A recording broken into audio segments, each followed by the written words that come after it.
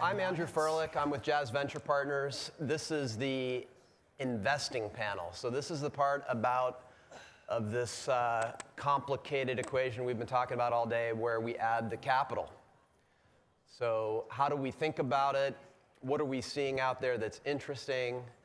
What can we offer some of you as entrepreneurs in terms of advice and feedback and ideas? So I'm going to kick this off. This is going to be, since it's the last panel of the day, a fun and interesting, and I suspect with this crew, no pressure. Some potentially even a little controversy in this panel.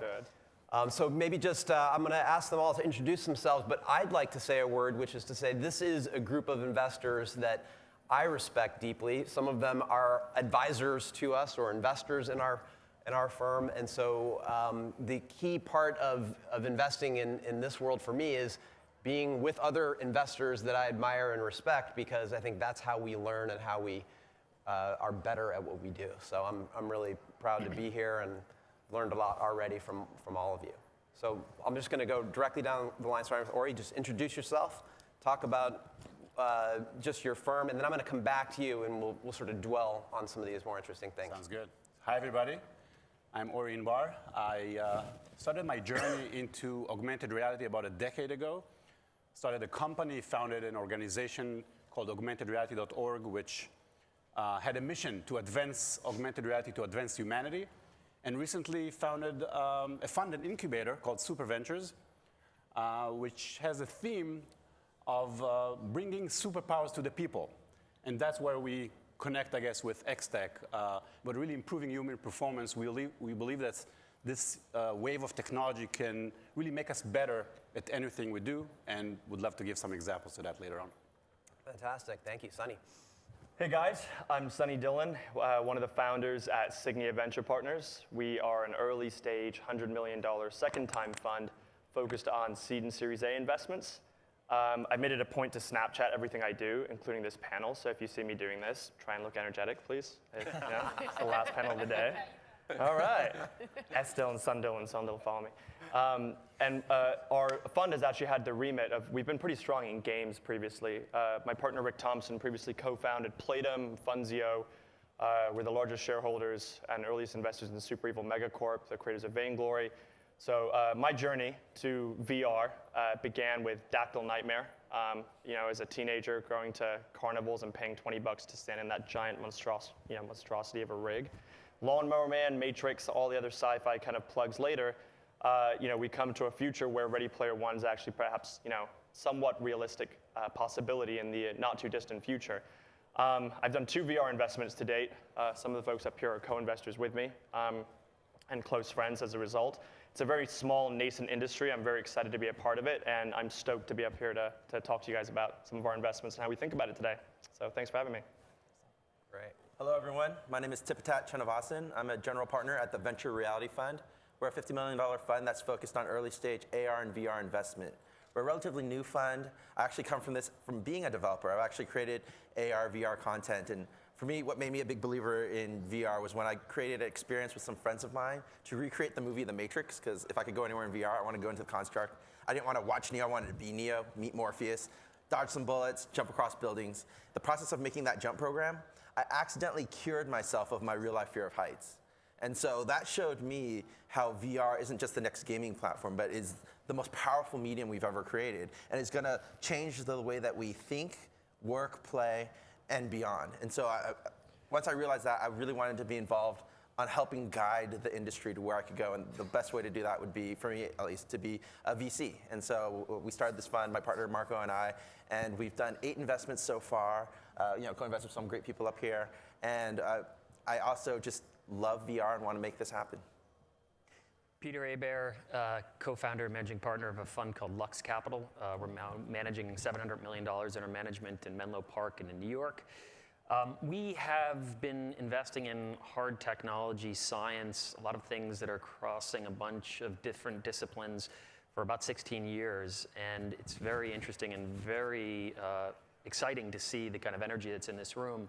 Things that we're really passionate about and where we're investing: virtual reality, augmented reality, drones, 3D printing, 3D scanning, neurostimulation, a handful of really interesting, exciting technologies that I think most people would have said were sci-fi that we're kind of bringing into the here and now today. And I'm Deborah Quazzo, and I'm a founder of GSV Advisors and GSV Acceleration. And for the last 20 years, I have been kind of maniacally focused on developments in the learning and talent technology markets. Those markets took a little while to come along. We've had a pretty exciting ramp here in the last 4 or 5 years. We're very focused on using technology to drive equity and access. We have massive societal issues, as we all know, around skills gaps and things like that. And the reason I'm here, because I don't think I fit with all of you. Yeah, I'm not a huge VR. I didn't do that as a teenager because it didn't exist, of course. But we are incredibly excited about the waves that are crossing across education and talent technologies related to VR, related to AR, related to neuroscience. I mean, what a radical concept that brain science could actually accelerate learning and help low-income kids capture skills gaps that they have to deal with. So we're tremendously excited about what's happening with the companies out there and how it can really impact learning and talent technologies. Finally, we see commercial viability for these technologies. And also, I'll just add, I'm a very active angel investor, so I have about 47 investments across the learning and talent technology marketplace. We like to say pre-K to gray, we're having first close on our first fund in June. Fantastic, great. So what you can see from the makeup of the panel is that each one of these investors is coming at this field that we're calling experiential technology from a different vantage point and see it perhaps through a slightly different lens or from a different focus point. So what I'd like to do is give everyone an opportunity to talk about some of the themes and companies and ideas that they're seeing, that they think are of interest, and just sort of draw them out one by one. And then we'll sort of see where some of the overlap points that are from our perspective, which is about how experiential technology affects the human experience in ways that can extract better levels of performance across the life spectrum, ranging everywhere from health to learning to training to all sorts of other applications. So maybe we'll start with you. Sure. So I'd like to start with one of my favorite examples in augmented reality that really show how it can really improve us and make us better at things. And it's called augmented pool. Anyone familiar with augmented pool? I know, more people need to learn about it. Anyway, it's a regular pool table, just like you would see in any game parlor. And there's a Kinect camera on top with a projector that tracks the position of the balls and then projects a line of light on the table to show you what's the ideal angle to hit the ball into the hole. So any novice player can walk in and immediately become a master of the game. And then when you think about it, and by the way, it works. I mean, we tried it many times, and actually it's great on any novice player can become a master almost instantly. And then when you apply this to other aspects of life, whether it's games or actually work and learning, you can see how this technology can really help us master skills instantly.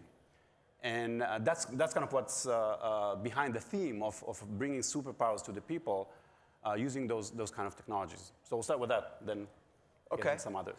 Good. Sonny, why don't we? Yeah, keep going. Yeah, I'll be brief. So I'm a huge believer, huge fanboy for VR and AR. It's not a matter of if, it's a matter of when.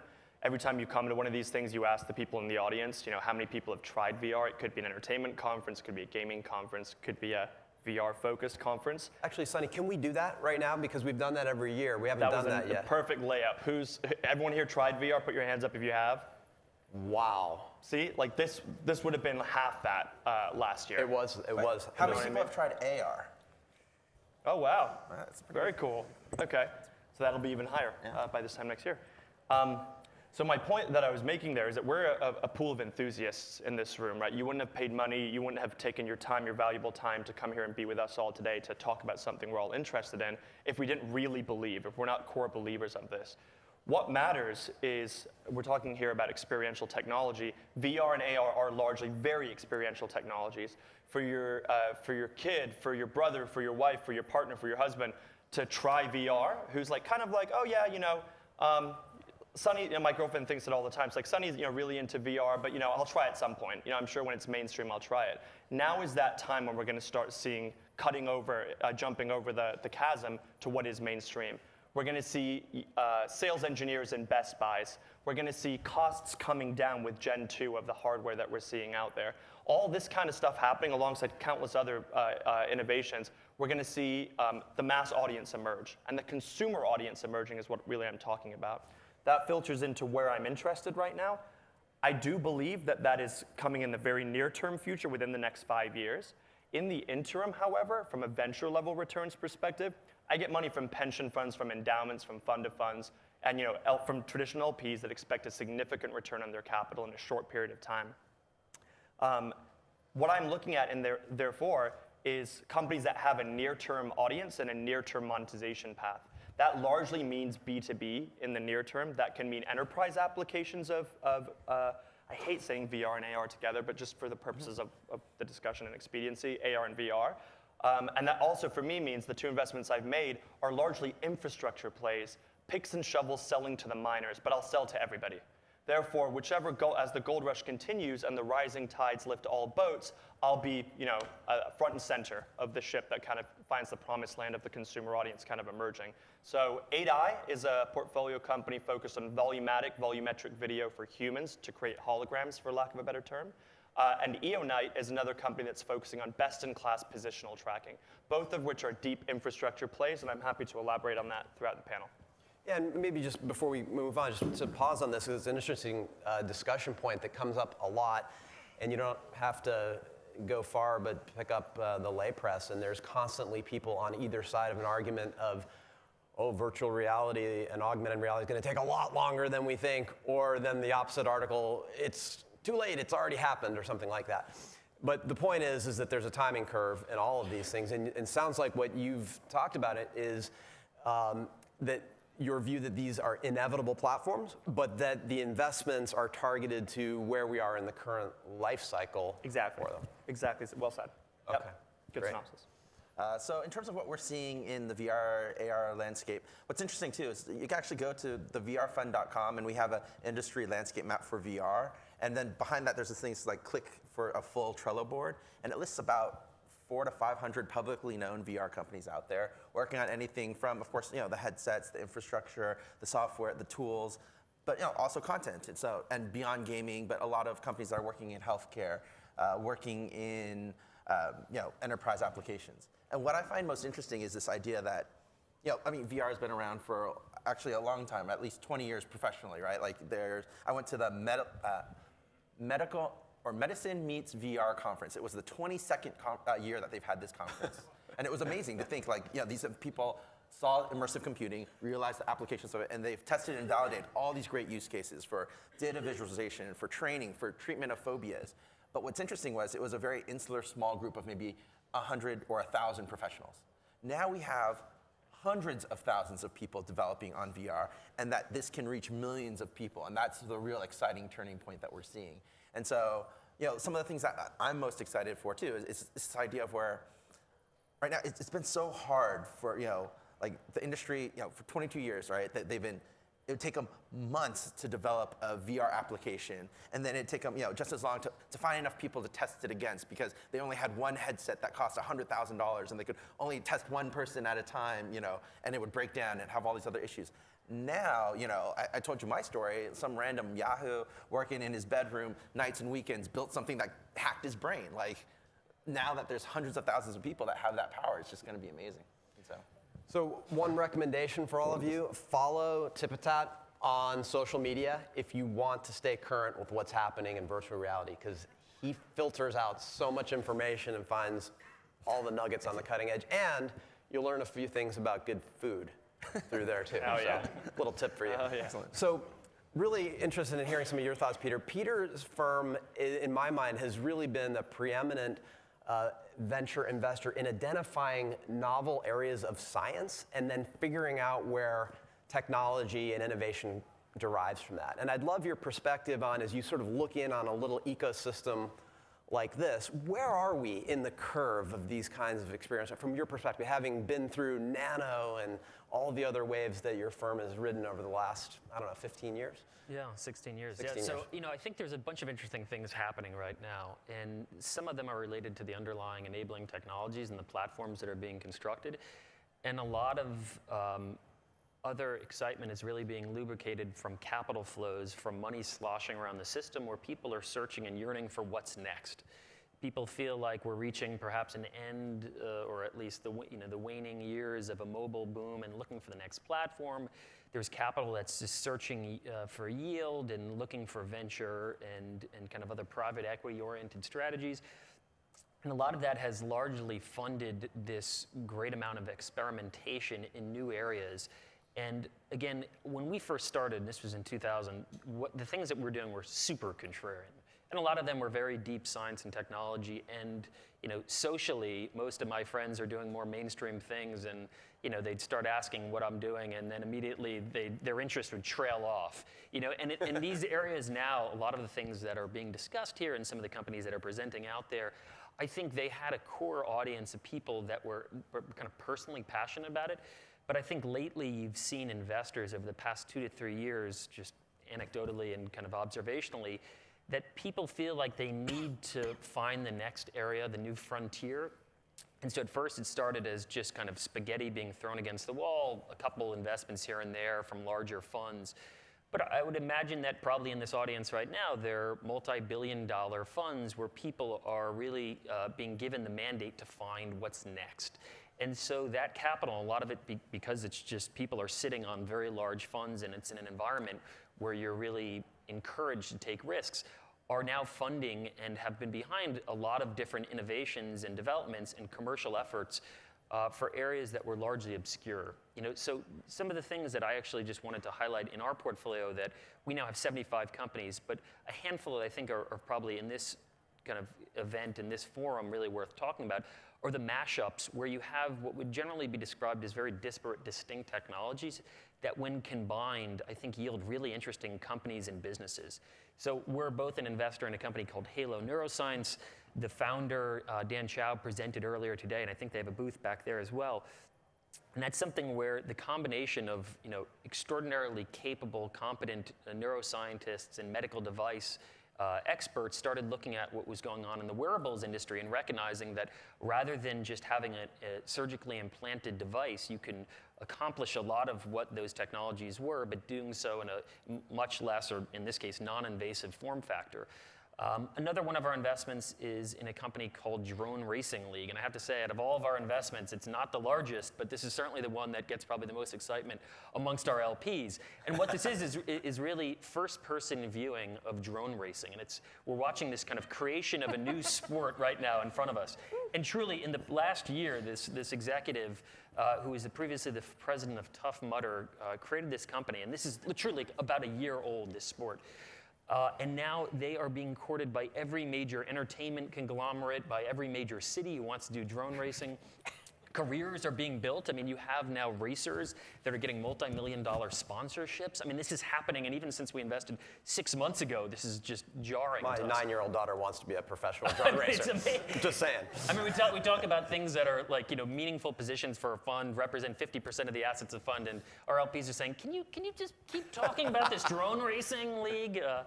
So anyway, there's another one also, Matterport, which was really kind of a hacked Kinect system, which was originally used for gaming. They took the 3D sensor and said, what can we do with this? And of course, probably most of you are familiar with 3D printing, where you take a digital file, convert it into a physical product. In this case, they're capturing the entire physical world, converting it into a digital file where it's photorealistic, navigable.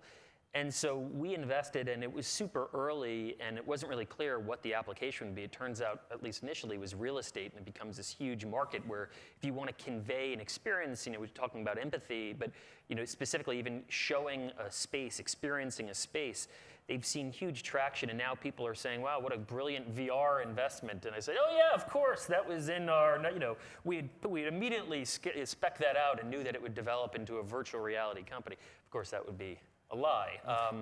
But anyway, those are just a handful. But for us, it's always been at the intersection of a bunch of areas that I think most people would always describe as distinct, and people stay in their box and sometimes miss the broader opportunity happening at these intersections. Love that concept of intersection points. So one of the themes that's come up a lot today is the role of neuroscience advancements in this field of accelerated learning.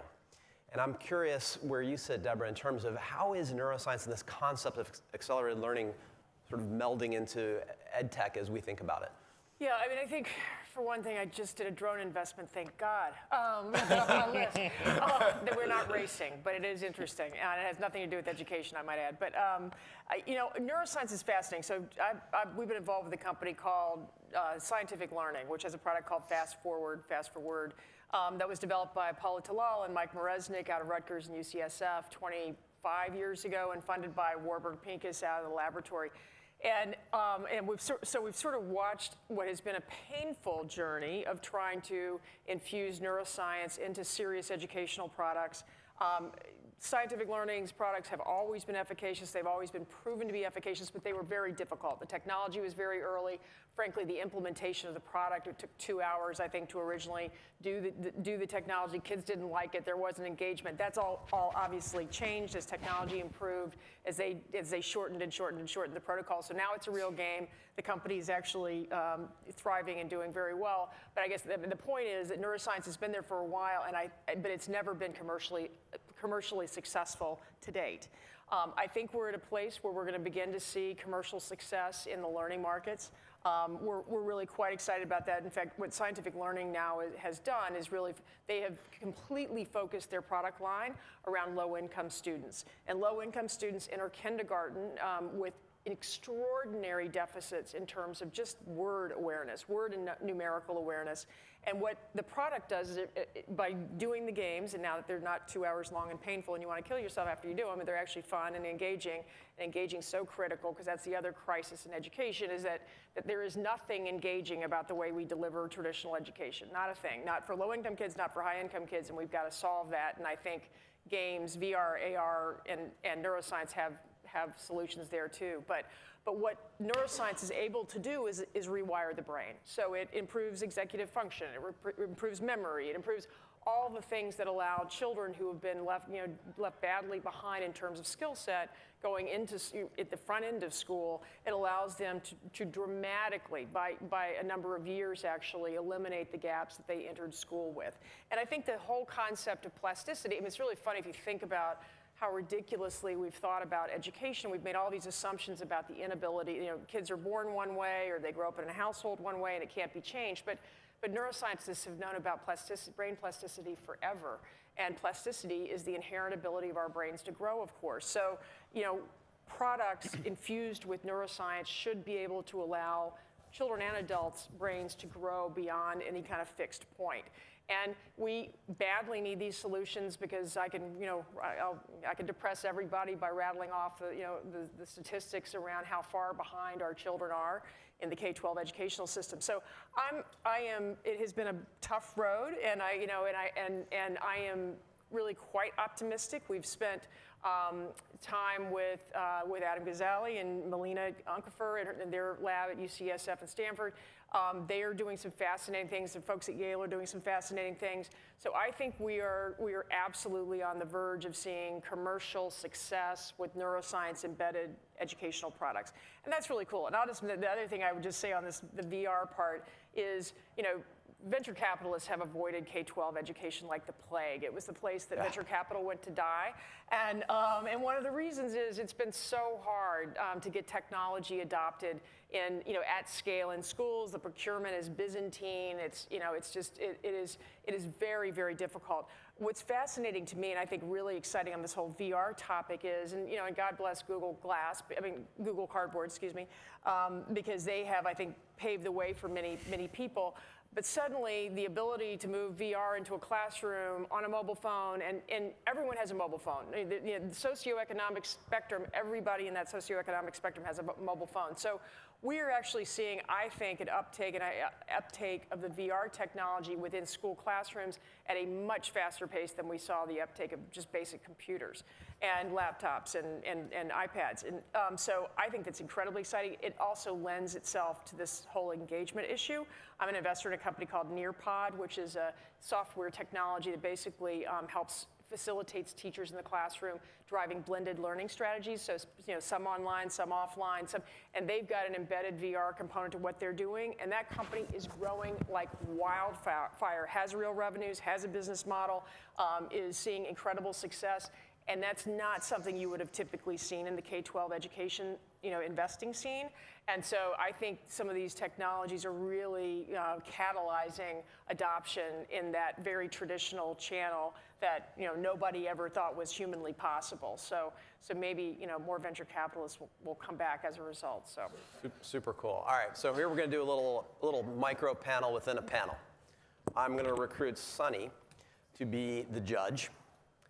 And I'm going to make a statement that may or may not be true. I want you to figure out where you come out on this. And then I'm going to ask Ori and Tipitat to be the protagonists and make your best argument for what I'm about to say in 1 minute, all right? The statement that may or may not be true is that virtual reality will become ubiquitous faster than augmented reality will become ubiquitous. May or may not be true. What do you think? We hear that a lot. We hear that a lot in the investment community, that VR is now and AR later. And that's true when you think about gaming or entertainment.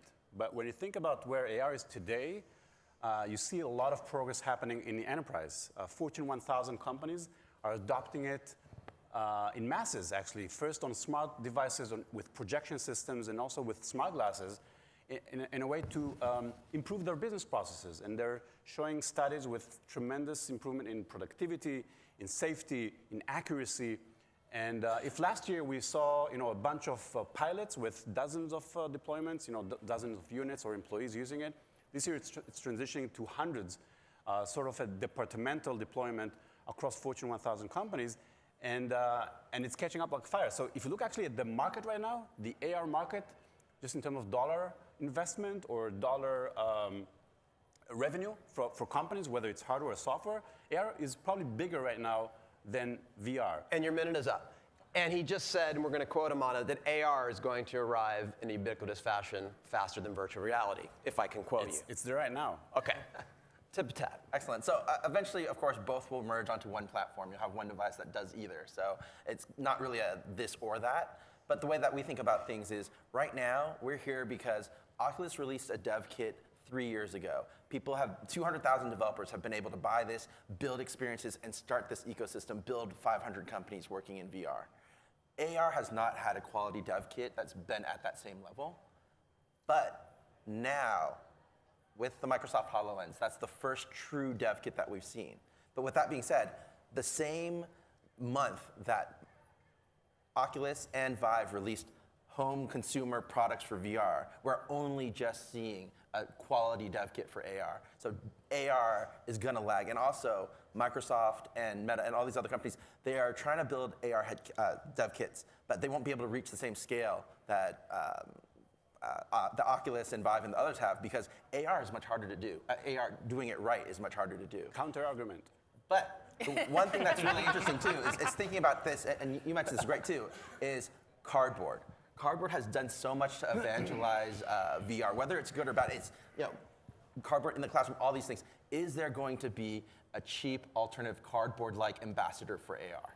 There's an entrepreneur out in the audience that's working on that right now. Excellent. All right, so No, but I have to respond. Sure, fine. 30 seconds. So there's actually a perfect device for AR out there, and it's called a smartphone.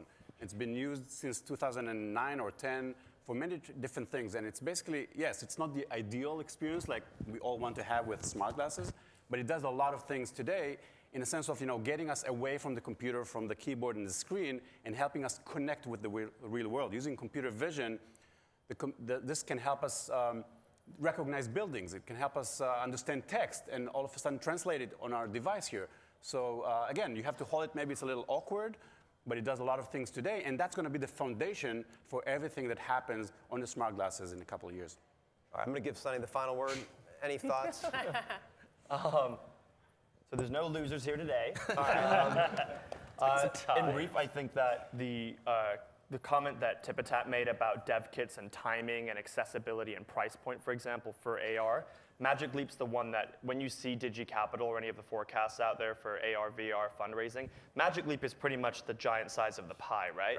And these guys are pretty secretive. They're in Florida. We're VCs, and you have to sign an NDA to even go down to Florida to get a demo. So it's a very secretive company. If it pays off and it really works and they can productize it, get Johnny Ive from Apple to make it beautiful and bring the cost down as well, and it's really all these boxes getting checked, if, then AR has the potential to be ubiquitous faster than VR has. I think it'll be a faster. There's a bunch of other companies doing this, and one of them, at least one of them, or many of them, will be successful. I was going off of money raised in terms of recent money raised. That's what I was going off of.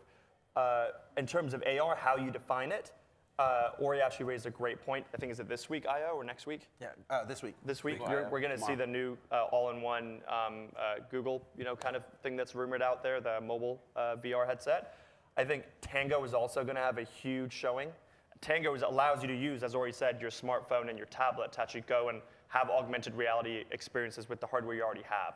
So I think that could be huge. Yep. Yeah. And I better get this in here now, but what's happening in a couple of weeks in augmented reality that this crowd should know about? AWE, the largest conference for AR, is happening in 2 weeks in Santa Clara, June 1st and 2nd. You're all invited.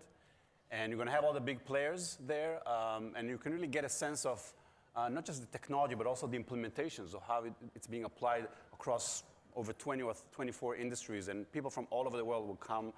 So it's going to be really a great event. Fantastic. All right, so this next question's coming at you, Peter. Oh, wait, I didn't get to say one. I just want to say one thing. Actually, Did it we is get true. a judge? Did you judge it? I heard AR is more ubiquitous because of Snapchat and Snapchat filters and Masquerade. Like, if you consider that AR, then yeah, AR is way more ubiquitous. I'm going to do it to him right now. Fair enough. Yeah, or a heads-up display on your car. I mean, I guess that's a form of augmented reality. Yeah, sorry. Okay, so we want to pivot this conversation a little bit now to what a lot of the entrepreneurs are thinking in their minds as they're hearing a bunch of venture capitalist investors thinking about things. So what we've been talking a lot about is not by accident. We're talking about timing, right? And what is the most common thing you hear when you talk to a venture capitalist?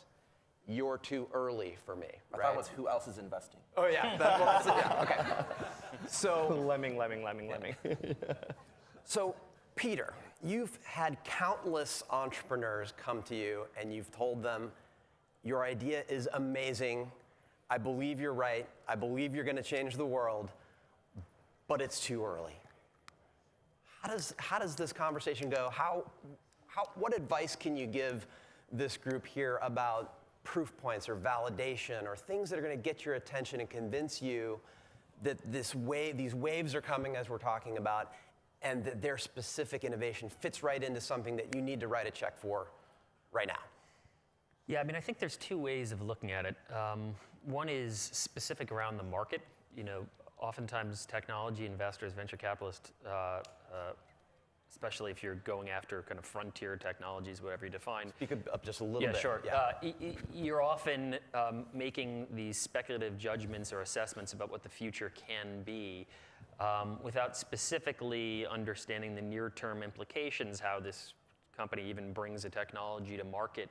But we're talking even about VR and AR, and these are, like a company like Magic Leap has probably raised, I don't know, $2 billion, $1.4 billion. And this is a product that we're familiar with it, but the rest of the world has not seen. There are just people that are gushing about it. So you could have argued when that company first started, and the founder was a surgical robotics executive, he is basically inventing a future that does not exist. At this point in time, there's not a market. DigiKey was certainly not publishing, the AR market is going to be $3.7 billion. So you have certain types of entrepreneurs that are these pioneers that are inventing products in markets that aren't even defined at that point in time. And so investors that took that leap of faith, and we know, the early investors who actually knew Ronnie largely from the surgical side, They were believing in him and his vision as to what could be created. But there was absolutely no market assessment that would say, besides saying this is amazing technology, that there are people, and there still not, willing to buy this product, and who knows the price point that they can deliver at. So, but still, the people that invested at that earliest stage right now on paper are sitting on just absolutely massive returns. And so I think it's important to differentiate, and this is something that it took us a while to learn, the actual market being someone who's a customer ready to deliver money to buy a product, and then the market is defined by strategic corporations, their interest in the fact that you have Google and now Alibaba and others, everyone trying to get close to the company, and your ability to profit. Ultimately, it has to convert into a real business at some point in time. But in many of these real frontier areas, you're still effectively selling futures. You're still selling real estate of what could be, rather than actually being able to deliver a product in a near-term time frame that you have real customer validation and proof points. So I could say, as an investor stepping back, well, I'd love to see someone who comes in a seed stage where they just have an idea. Sure, I'd love to see market validation. I'd love to see people that have their money ready to pay for the product. But that's a luxury that generally investing the stage that we do, we don't have. And we expect that as risks are reduced and as they're mitigated or at least taken out, that someone's going to pay a much higher price for that company later on. But I just think, things that, especially what we're talking about right now, it's like the market's so nascent, and all of the investors, the people that made money in Oculus, they did so before this thing ever came close to the market. Right. Well, so those are really important comments, and one of the things I heard embedded in there is that one way to convince a venture capitalist that you're not too early is to really be a great storyteller and be able to really articulate your vision in much more detail, right? You're not really just selling a concept or a technology. You're talking about a roadmap for how you're going to innovate and change the world. And so that's a really important piece of all this that I think sometimes people forget. And I think I heard you say that. And absolutely, that being able to convey that narrative, being able to excite people, not only reduce the cost of capital for every future financing, because then you have people that are basically eating out of your hand that want to be just participating in what you're doing, but it starts to develop an ecosystem around the company and the technology. And that's critical, because if you're just developing something that's new, you can't generally just will this into existence. You need other people, whether it's suppliers of technology, whether it's the supply chain who's going to manufacture the product. We mentioned investors, partners, but it's rarely, if ever, just one company that can just force that onto the world, that you need to convince others of this mission. Yep. Zach, do I have time for some questions from our audience? Yeah, about how much time do we have? About 5 minutes. Okay, so think carefully about your question. I want you to ask a question for which there is not an obvious answer, all right? Because these guys, they don't want a softball. They want something that's challenging and difficult. Who's got the mic? And we're going to go. This is a good question. All right, right here.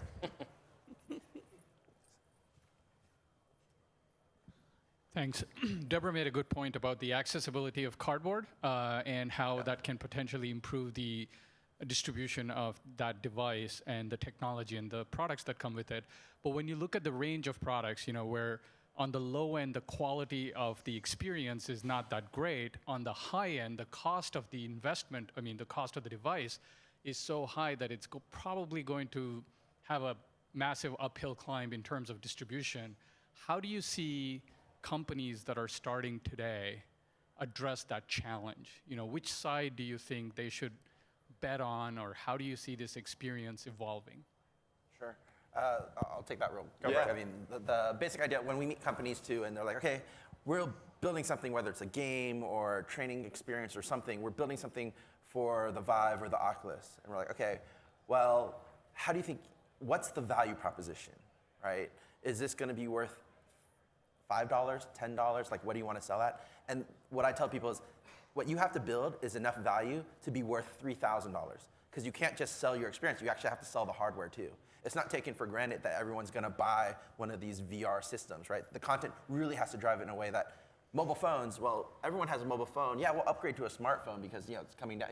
It's obvious that we all need a phone. It's our lifeline to the rest of the world.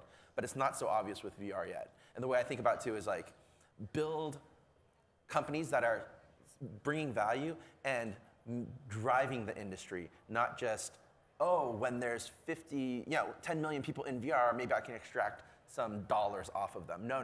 You have to think, okay, is this transforming someone's life so much that, yes, this is the way that they're gonna learn from now on, so every single house has to have one. I mean, that's what happened with the laptop, right? Like, it got to that point where every single college student needed to have a laptop, and that's what made the laptop happen, for at least consumers. Sorry. It depends on what type of so are you a developer? Oh, okay, so it depends on the type of content you're making, right? If you want to do 360 video, then sure, the Samsung Gear mobile VR is totally fine. If your experience is truly additive by having room scale mobility, then obviously the Vive's for you, right? If you want to have the best in class, a gesture-based hand input to interact with that environment, then you should be using the touch control. So I think it's highly dependent on the type of content that you're striving to create, and that's almost more of a creative question for me than it is seeking a underserved market opportunity, because everything's underserved right now. It's a good question. Do we have a follow-up to that? All right, how about here in the front?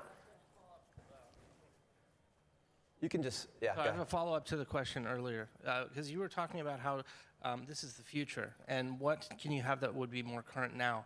So I'm wondering if publications or doing research now might be of interest to any of you or to people out there, because I'm currently under a contract with a publisher where I have 2 authors around the world that are working with virtual reality. I'm looking for new ones, and this is something that could happen now. And I'm doing a startup corporation doing virtual reality as part of therapy, and I'm a media psychologist. Hit me with the question. So the question is, would research be the place to go for the here and now with this, because that's what's happening, and this is the future. I don't understand. The here and now. Right. So, I mean, you're looking Using VR and doing research and getting grants, getting it published. Okay, so go ahead. I think you got it. Okay. I mean, there's a combination of sources, right? Like, I feel like there's definitely academic conferences like IEEE that happens in France, and a couple others as well. Like SIGGRAPH has tons of stuff, and medical VR conference. It depends on what you want to do. But then the other way to look at it too is that there are a lot of dedicated news sources for VR and for the new VR movement. So whether that's Road to VR, Upload VR, Ken Bai, he does a great podcast about VR, and you want to understand what's going on in VR today. I don't think it necessarily comes from books. I think it comes from more like the way that we consume media. And what I really want to see is someone that actually creates media content in VR for VR. So do that. If it's printed on a tree, Yes. it's probably not current. Okay, over here. Hi, Guillaume. I'm an entrepreneur. In my former companies, dependency on Google, Amazon, Facebook was destroying a lot of value. In the future, on VR, neuroscience application, where do you see any dependency that will destroy the future value of your company? What? So the question was, in other tech areas, dependency on some of the large incumbent players has been an impediment to innovation, and do we see that looming in our landscape? And maybe that has to do with the limited number of developer kits available. Maybe it's some other. I mean, my answer is not specifically about VR, but more about AR. But what we've seen as a successful approach right now, which kind of mitigates that concern, is that like Tippett said before, AR is hard. So successful companies typically have some component which is a technology based, some unique technology, and then they find a niche where this could be applicable, and they build a solution for that specific niche so that they deliver value. So no matter if there's a large company trying to address that, there's always going to be some value in your solution, and if you can find people that use it and derive value from it, then your company is going to be successful eventually. Right. Do we have another question? I want to. Last question here. It's hard to see. 2 right here in the middle. Okay, right here in the middle. Yeah, thank you. So my question involves when you're looking for an investment, when you're going after a company, and you see their plan. Maybe there's a lot of monetary benefit, but to what point do you say, like, why are you doing this? What kind of more kind of profound implications is this going to have? What kind of value are really going to be bringing to the people? Like how do you see that as an important play in whether you're going to invest in a company or not? Like what further like mission statement, further vision to do something different? Yeah. Well, I mean, I'm happy to dive in there. Yeah, please. We are not impact investors. We are return on investment investors, but we do believe that in education technology, at least, that if you're not delivering what we call return on education, you also shouldn't be delivering a return on investment either. So we actually think they run in parallel. So all the companies that we invest in are very driven to drive scaled innovation to accelerate learning outcomes within whatever segment they're looking at. So for us, at least, it's sort of inextricably linked that a company has to have a mission around driving massive impact and massive impact at scale, and not incremental impact and not slow impact, but impact at scale quickly. And that's which has got to be intertwined with with delivering better learning outcomes or a whole set of things. So for us, it's kind of part of the process. It has to be successful, at least in the markets that we operate in. I would just say, for us, probably the single best predictor for success has been understanding the motivations of the founder, and to the extent that it's something that it emerges from a true passion, we have just seen that far greater frequency those companies are successful, because inevitably these companies go up and down, and there are points in time where things look bleak, and then all of a sudden some amazing turn of events happens. But unless you have someone who deeply believes in it, and it's like, to use the cliched missionary versus mercenary, people that are just transactional, that were at a consulting firm and just wanted to do a startup because that's what all their friends were doing. More often than not, as soon as the first difficult period hits, they're gone, or certainly they do not persist through. Yeah, and I mean, these guys are fiduciaries for capital, and so they're looking to make the best possible returns they can. But I would guarantee you, to a person, a big part of what motivates them to do their job is to change the world and make it a better place. And so I think that is always a lens through which they're listening. So one comment in closing, and I want to give everybody a chance to say something, which is maybe just a note of gratitude to end the day. At the end of the day, we are service providers who are hopefully providing an ingredient to help fulfill the mission that you are all on in this community. And so nothing that we do is possible without the incredible energy and enthusiasm and inventiveness that you all bring. And so I'd like everybody maybe just to give a thought or a piece of advice or anything that they might want to offer to our group here. Yeah, I Just a think word that, or two. although we're kind of talking about this as something that will happen in the future, I think the window of opportunity is right now. In fact, the next 12 months is probably the time that, whether you're an investor or a corporation or an entrepreneur, this is the time to get in, because later you're going to be kind of playing catch up. So if you really want to get into the next wave of computing in general, I think this is the time to jump in. I'm sure all of us consider ourselves incredibly fortunate to be able to work with entrepreneurs that are doing the real hard work, the heavy lifting.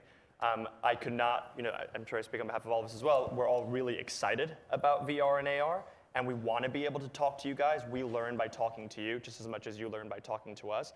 This just happens to be my job. I talk to a lot of people, right? So I'm happy to share what I know, the little bits that I know. I learn from all these guys up here and what they write and what they say as well every single day, as I will from all of you. So please do get in touch if you are an early stage entrepreneur, that's looking for seed stage or Series A capital for a VR AR startup. Sunny at signiavc.com or just at SunDillon on Twitter. I try to get back. At SunDillon, again, same thing. Yeah. Nice. That's a little bit more non-work appropriate, but that's fine. I get to know you better. Excellent. I need to be more of a grown-up. Yeah. The one thing I would say is that VR, AR. I mean, these technologies that we have, science fiction becoming science fact, and the reality that we have. These are amazing technologies. Aim for greatness. Don't just build something cool or interesting or fun. Build something that blows people's minds away. This is the tool. If the person coming out of your demo isn't crying and thinks that the world is a better place, then you failed, and work harder and do something great. Well said. So now I have to follow that. Say something really stupid. No. I'll come after you.